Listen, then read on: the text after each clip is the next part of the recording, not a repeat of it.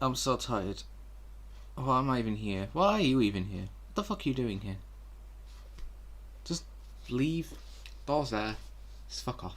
Hey, Bill Bastards, Ball here. This is going to be like a one-off video, so if you like football, this isn't for you unless you like Assassin's Creed. Basically, the video is going to be about Assassin's Creed. Who would have told you? But anyway, so recently one of my videos that I made a few months ago absolutely just decided to blow up for some weird reason. But it was about Assassin's Creed Syndicate, and basically it was just my opinion on each game I decided to do. I hadn't finished all of it yet, but I might get on to doing it sooner than later.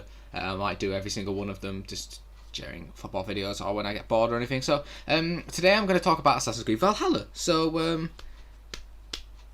has anyone actually finished the game yet? It's literally been out for about 7 months and I haven't completed the video yet. So let's get on with this very unpopular opinionated video. Does that make any sense? Okay, so I got Assassin's Creed Valhalla all the way back in January. It was around about my birthday-ish. I think I decided to spend it with my Christmas money, so I think I got it a few days before birthday, or a few days after my 18th. My birthday was on January the 8th, basically. It was definitely sometime during then, and I haven't finished the game yet. Like, I can't be the only one that hasn't, because it just seems so repetitive to me. It just seemed really, just really basic, and it just kept doing the same things over and over again, and you don't notice it until you stop playing the game. And when you think about going back on it, you go, no, because what's the point? It just does the same thing over and over again. And that was like my problem.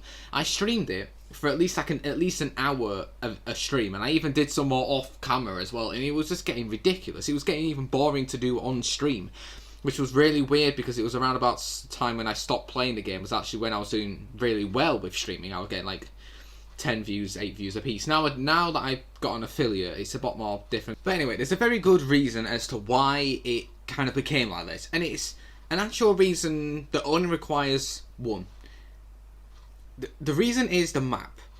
Usually in Assassin's Creed, the maps are literally the best part of the whole series. It is absolutely beautiful, majestic. The towers are amazing. It's so historically accurate. It's got so many of these like different areas that you can climb up to and do synchronizations and this, that, and the other. But in this one, the map is so big without a lot of stuff in it, or at least a lot of other different stuff. For every single city just feels the same. When I go to London, it just feels the exact same as if I go to Ravensbourne or anything like that. It just feels the exact same, just with different bits to it. And I think Origins did it quite well in the fact that even though you were going across deserts and deserts of places, you could actually find interesting ancient relics and stuff whilst you were travelling, and you could stop and do that real quick and then keep going. And that is what I really liked about Origins. But in Valhalla, that's what sets it down the hardest, is the map. And don't get me wrong, I love the map. The map is incredibly intricate detail and it's absolutely beautiful. But that's about it, and that's not what Assassin's Creed is. I think the plotline is actually very underrated, and by the fact that it's underrated to even Ubisoft themselves, that they don't even fucking notice what absolute beautiful plotline that they actually have. Some Vikings go into England, a big part of our history, by the way, comes to England, settles down and meets a lot of new people, and eventually they meet bad people, and obviously, because it's fucking Assassin's Creed, they're Templars, and, you know, they're doing bad stuff, and Eivor's like, who the fuck are these people? I don't like them too much, but she's not even an assassin yet, or they're not even an assassin yet. Another big problem with this game, what's the point of Asgard? What is the point of the whole gods thing in Asgard? I'm not finishing it off. I, honest to God, do not have the effort to finish off the Asgard bit. I, honest to God, just can't be asked. I don't care who the fuck you're meant to be playing. I don't care who the fuck the gods are. And I don't think it's meant to be like that, but it's nothing to do with the story. So what is even the point of it? And I'm just kind of sat there and I'm going through it and I'm wasting hours and hours and hours of my time. And the only thing you really get out of it is the beautiful scenery. Okay, if you're wanting that, why don't you just have it for like a mission or two for the series? Bit of a mid-vid reminder, make sure you like the video if you haven't, if you are enjoying it, and also subscribe if you haven't. Cheers. Bye. You know what I mean? Like, just a mission for a 2 for the story where you get to see this beautiful skyline and you get to go back there and free play it and find some new books and stuff like you can in the game. Why make it its own fucking storyline? Why make it its own big storyline if you don't even need it to complete the full game in the fucking first place? What is the point? Right now for me, I am currently on, I've just saved Sigurd and apparently I've just found out he's some kind of god. He's not a god, he's an Isu.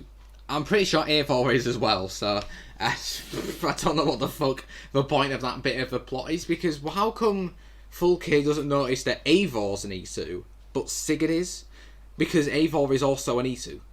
Like, surely, I mean, if she is, if in the future Thingy is able to, like, look back through Eivor's memories, surely Eivor's an Isu, right? Or am I just thinking that wrong? I think I might have actually been thinking this wrong. But I'm gonna guess that Eivor's an Isu too, because she can't be that good. They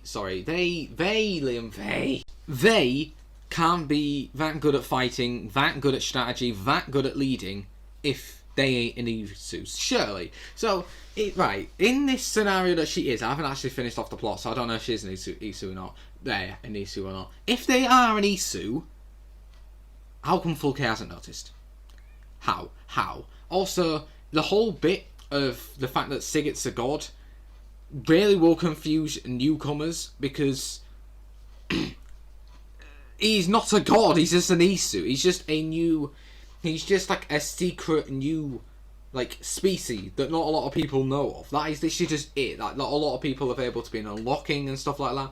Also, why does Fulke need to torture him to get it out of him? Surely she just needs to tell him, oh yeah, you're an Isu. Pick up this ball. And he's good, and he's surely, like, I don't actually get the whole torture bit now. I don't know if it's something to do with their weird fantasies, but it just doesn't make sense to me. So my final question before I leave, I'll probably answer in the next couple anyway, but the question, why is it so boring? Because it does actually have a whole lot of content on.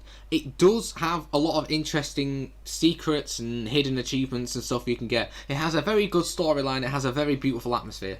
Why is it actually so boring? I really can't grasp my head around it. You know, I think it's because the game's just been stretched out so far, and I think if it would have been like cut in half, I think the storyline would have been so much better. So as soon as Fulke got Sigurd, literally the next mission, you go and do all the camp stuff and you free him. That's how it should have been. Instead of like about like 7 different sections, it should have been split down to 4.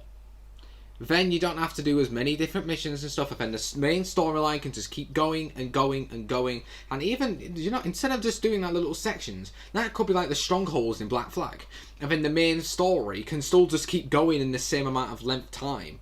But, you know, you don't have as many districts to go through, and it can be more powerful the more districts that you can get through and the levels and shit. And then that means you can actually fit the Asgard stuff a bit more into the storyline then, so you can have like a whole new section of doing it instead, and you could probably half the length of time by 2, and that'd just be so much enjoyable. It'd just be so much more easier to play the game. I don't understand why these playthroughs have to be so much more longer now.